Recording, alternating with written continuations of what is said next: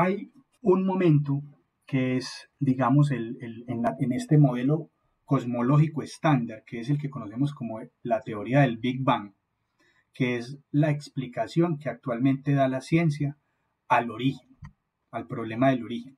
Y la explicación, como vamos a ver, es una explicación que también tiene límites. O sea, hay un punto del cual la ciencia no tiene ni idea de qué fue lo que pasó. O sea, a partir de ahí seguimos hablando de una pregunta que no tiene respuesta y es que ¿cuál fue el origen de todo? O sea, en este punto, hay un momento aquí, en este punto del Big Bang, donde la explicación puede ser lo mismo, es igual de buena la explicación del Big Bang como la explicación de Dios. O sea que en ese punto no tenemos forma de saber qué ocurrió.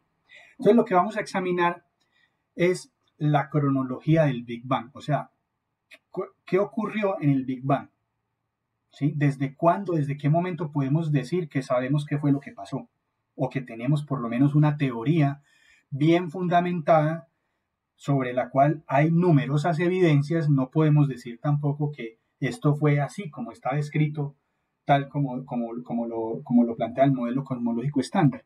Pero sí tenemos, digamos, algunas certezas, tenemos teorías que son capaces de explicar coherentemente y que se pueden sustentar en algunas evidencias, y eso es lo que les voy a explicar acá. Si partimos desde este punto de aquí, en lo más bajo de esta gráfica, es donde ocurrió el Big Bang. Aquí en este punto aparece una marca, en esa marca del cero es un segundo. Quiere decir que desde el Big Bang hasta este punto ha transcurrido un segundo.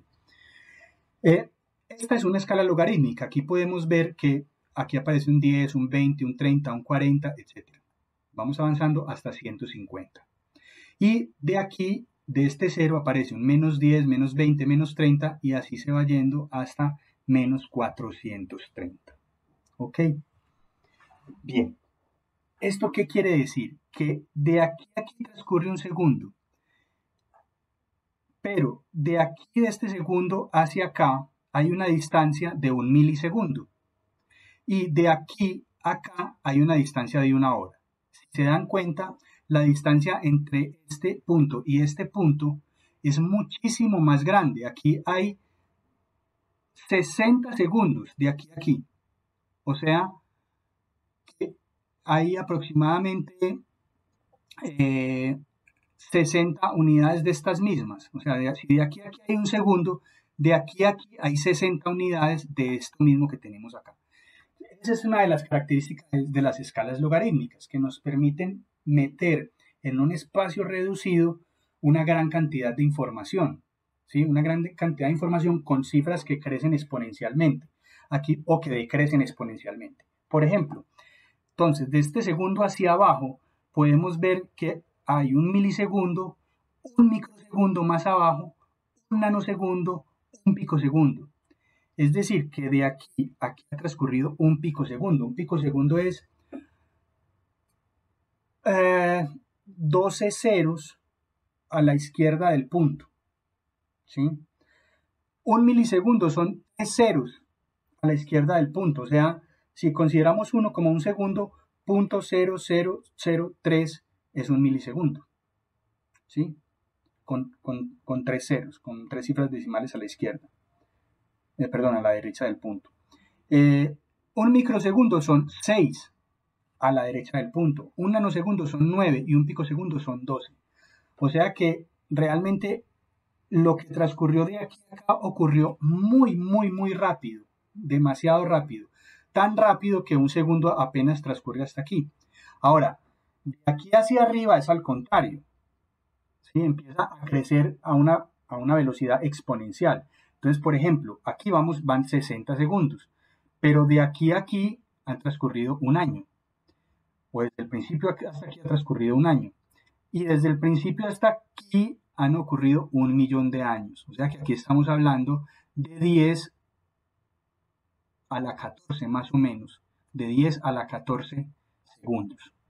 Corresponden a 1 millón de años aproximadamente. Entonces miren que el Big Bang esta cronología es una historia de lo que ocurrió hasta aquí, de lo que ocurrió en el primer segundo del Big Bang. Esto hasta aquí es de lo que ocurrió en la primera hora, hasta aquí es lo que ocurrió en el primer año y así sucesivamente. Entonces, una vez explicada digamos, la escala, que era importante entenderla, porque eso nos da una idea un poco de lo que ocurrió en el primer segundo, ¿sí? Entonces uno puede comenzar por acá, por esta parte de abajo, que es donde ocurrió el Big Bang. Hablábamos del tiempo de Planck ahora un poco en la introducción, si mal no estoy, y es que esta es la mínima cantidad de tiempo observable que podemos, que la ciencia, digamos, puede describir en el universo. En ese punto, en lo que se conoce como la época de Planck, es una época donde no existían ninguna de las 4 fuerzas fundamentales que mencionamos, ni la gravitación, ni la fuerza débil, ni la fuerte, ni la interacción electromagnética. Ninguna de las 4 existía.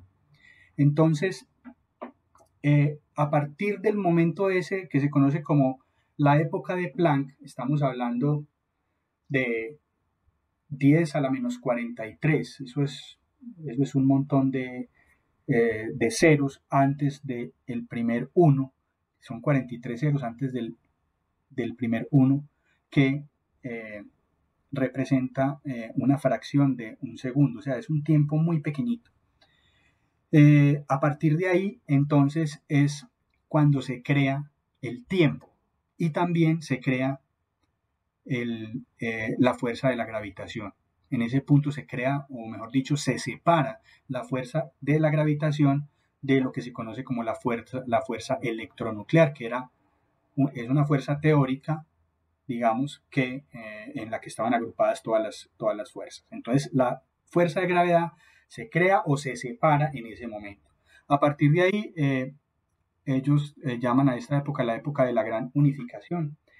Hay una época aquí que es una época inflacionaria, es decir, el tamaño del universo crece a una velocidad absurda que supera la velocidad de la luz. De hecho, todavía no han empezado a funcionar ni la fuerza débil ni la fuerza fuerte. La única que al parecer funciona en ese momento es la fuerza de gravitación. Y todo ese material de la gran explosión que explota a partir de un punto teórico, explota rápidamente y en este punto el universo, digamos, obtiene una gran dimensión. Ya digamos, es lo suficientemente grande como para contener todo el material que contiene, ¿no? Que son miles de millones y millones de galaxias y es enormemente grande. En este punto, cuando termina esta época de la gran unificación, se separa la fuerza fuerte de la fuerza electronuclear, de la fuerza fuerte y la fuerza débil se separan aquí, o sea que ya, digamos, están las fuerzas necesarias para que empiecen las interacciones a nivel subatómico. Y es la época en que empieza a crecer todo el universo, esta época inflacionaria. Aquí, en este punto, prácticamente todavía no existen átomos, son simplemente partículas, lo que aquí se conoce como quarks y antiquarks. Esos quarks y antiquarks empiezan a aniquilarse unos con otros, ¿cierto? Porque la materia se aniquila siempre con la antimateria y pues finalmente queda un rezago de materia que no se aniquiló. Esta es una época que se conoce como la época electrodébil. Básicamente lo que gobierna en esta época es la fuerza electrodébil, o sea, las interacciones a nivel de núcleos atómicos, ¿sí? Esos núcleos, los protones y los neutrones que se agrupan, se empiezan, digamos, a agrupar porque la fuerza electrodébil empieza a interactuar, digamos, con esas partículas. Digamos la fuerza fuerte, que es la que se separa aquí abajo. Luego, en este punto, alrededor del pico segundo, o sea, desde 0 hasta una, que eso es que una billonésima de segundo. En ese momento la fuerza débil se separa de la fuerza electromagnética y ahí es donde empiezan a interactuar los núcleos. Perdón, los núcleos con los electrones. En este punto, esto se conoce como la época de los quarks. Luego, finalmente, cuando termina la época de los quarks, quiere decir que ya hay núcleos, hay formación de núcleos, ¿cierto? Porque la fuerza fuerte, que es la que confina a los protones y a los neutrones en los hadrones, ya se forma y entonces estas partículas empiezan, digamos, a aparecer. Todavía no hay electrones girando, sino que es como una especie de plasma que está muy, muy caliente, donde se van formando todos estos elementos. En esta época, alrededor del milisegundo, el universo se sigue ampliando, ¿sí? Se sigue ampliando cada vez, y en esa época de los hadrones se empiezan a formar los núcleos, y luego en la de los leptones ya empiezan a aparecer las partículas que van a girar alrededor de esos núcleos, ¿no es cierto? Obviamente hay leptones y antileptones, entonces hay una fase como de aniquilación de esas partículas, y las que quedan son las que finalmente forman la materia bariónica y son los que finalmente forman los átomos. Ya prácticamente pasamos del primer segundo. En un segundo ocurrió todo eso. En el primer segundo del tiempo se crearon las fuerzas de gravitación, la fuerza débil, la fuerza fuerte, y ya se separó de la fuerza electromagnética. A partir de ahí, de ese primer segundo, entonces, ¿qué pasa hasta la primera hora? Por ejemplo, dicen que entre los 3 y los primeros 20 minutos se forman los núcleos de helio, fundamentalmente, porque antes se han formado los núcleos de hidrógeno. Luego, en el primer año, digamos, casi que hasta los primeros 379.000 años, hay una época en la que la materia está ahí. Básicamente, estamos hablando de materia bariónica conformada por hidrógeno y por helio. Lo que ocurre es que aquí los fotones, eso todavía está, digamos, en un caldo de plasma muy, muy caliente, y aunque la materia, digamos, está ahí, los fotones no salen, digamos, de esa misma materia. Es lo mismo que pasa al interior del Sol, que en esa fusión, que digamos, en esas reacciones de fusión, los fotones no salen hacia el exterior, sino que se quedan interactuando con todo ese material, ¿cierto? Porque está a una temperatura muy alta y los fotones tienen posibilidad de interactuar y de dar energía y de quitar energía y de alimentar esas reacciones de fusión. Eso sucede durante los primeros 379.000 años. Cuando finaliza esa fase, ya llega a un punto en que el material se enfría lo suficiente, y los átomos, digamos, los núcleos han capturado electrones y se han vuelto átomos estables. Ya no son, digamos, átomos tan inestables que están continuamente reaccionando entre sí, sino que ya empiezan a ser materia estable, la materia como la conocemos. Y esa materia estable está simplemente ahí y empieza a interactuar a través de la fuerza gravitacional, a través de las fuerzas que conocemos. Entonces, de más o menos el año 379.000 en adelante, empieza una época que se conoce como la Edad Oscura. ¿Por qué se llama Edad Oscura? Porque en ese momento todavía no se ha encendido ni siquiera la primera estrella. Es decir, las estrellas y todo el material, el hidrógeno y el helio que hay, está ahí y se empieza a recombinar, se empieza a agrupar, empiezan poco a poco a agruparse los materiales hasta que se sintetizan y se empiezan a formar planetas, estrellas, galaxias, etc. La luz apenas empieza a aparecer después de que se encienden las primeras estrellas. Cuando se encienden las primeras estrellas, entonces empieza a aparecer la luz. Eso ocurre en el primer millón de años, ¿sí? Entonces, si nos damos cuenta, esta es la cronología del Big Bang. Hasta aquí, hasta este primer segundo, básicamente, en ese primer segundo se separan las fuerzas fundamentales, ocurren aquí algunas cosas. Luego, en los primeros 100 millones de años es donde se forman, digamos, las estrellas, las galaxias y todo eso, hasta que ya, digamos, empieza a haber un universo iluminado donde las estrellas empiezan a brillar y nos empieza a llegar entonces luz de esas estrellas para poder entender qué es lo que está pasando.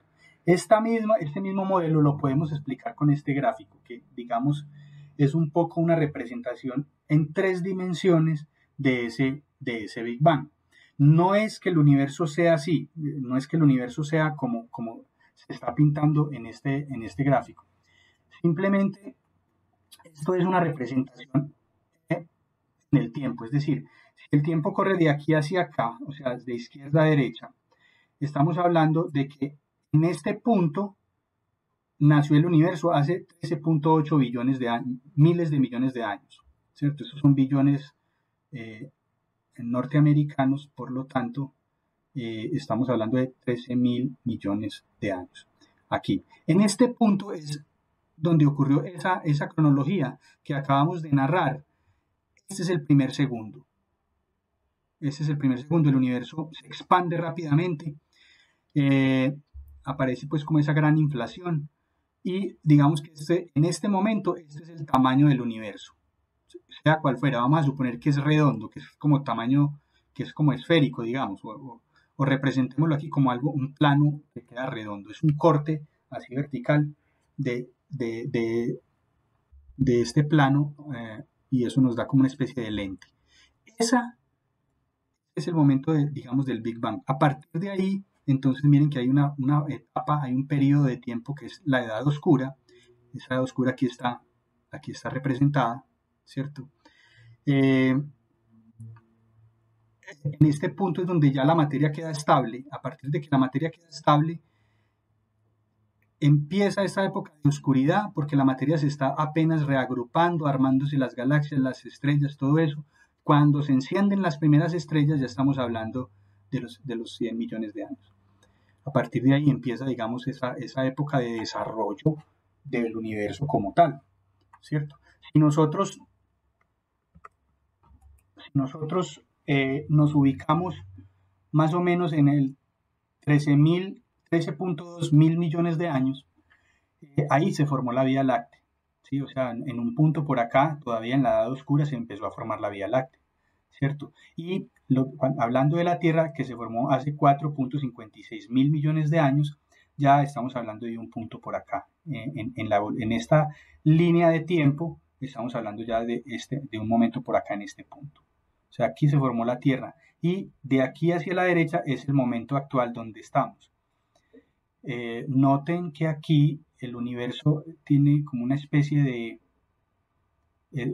curva que aquí, aunque se va ampliando, llega un momento en que se empieza a ampliar mucho más. Hay como una especie de aceleración de la expansión que se detectó hace poco a través del efecto Doppler que se podía ver en la radiación de fondo del